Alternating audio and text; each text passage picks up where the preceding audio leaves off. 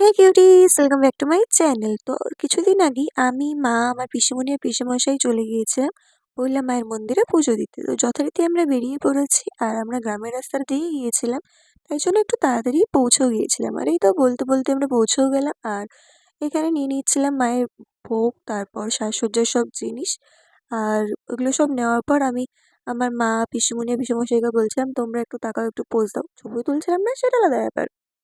তারপরেই তো পুজোর সব সামগ্রী নিয়ে আমরা চলে যাচ্ছিলাম মন্দিরের ভিতরে। আর আমার পিসেমশাই ছিল আমাদের অনেকটাই আগে। তারপর মা এখানে প্রদীপ জ্বালিয়ে নিল আর একটু প্রণাম করে নিল। আর এই তো পুজোর জোগাড় সব শুরুও হয়ে গেছে। পুরোহিত মশাই সব জোগাড় যন্ত্র করছে। আর ব্যাস মাথা ঢেকে নিয়েছি, কারণ এখনই পুজো শুরু হবে। আর এই তো বলতে বলতেই আমাদের পুজোও হয়ে গেছে শুরু।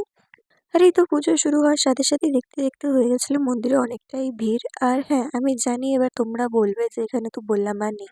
অ্যাকচুয়ালি ভোলা মাকে জাস্ট মেন পুজোর দিনই রাখা হয়, তারপর ভাসান দিয়ে দেওয়া হয়। তো ওখানে যার উপরে অ্যাকচুয়ালি দুধ ঢেলে মুকুটটা পরানো সেটাকেই ভোলা মা হিসাবে পুজো করা হয়। আর এই যে এত ধূপের ধোঁয়া ছিল যে কিছু দেখতেই পাচ্ছিলাম না। তারপর এখানে হয়ে গেল ধুনুচি দেখানো, আরতি করা, আর পুজো হয়ে গেছিলো শেষ। এবার দেওয়া হচ্ছিল এখানে আশীর্বাদী ফুল। আর পুজোটা অনেকক্ষণ ধরে হয়েছে, তাই অত বড় তো ভিডিও করা সম্ভব হয়নি, কারণ পুজোতেও তো মন দিয়ে বসতে হবে। তারপর মা কদম ফুল বেঁধে করে নিল প্রণাম।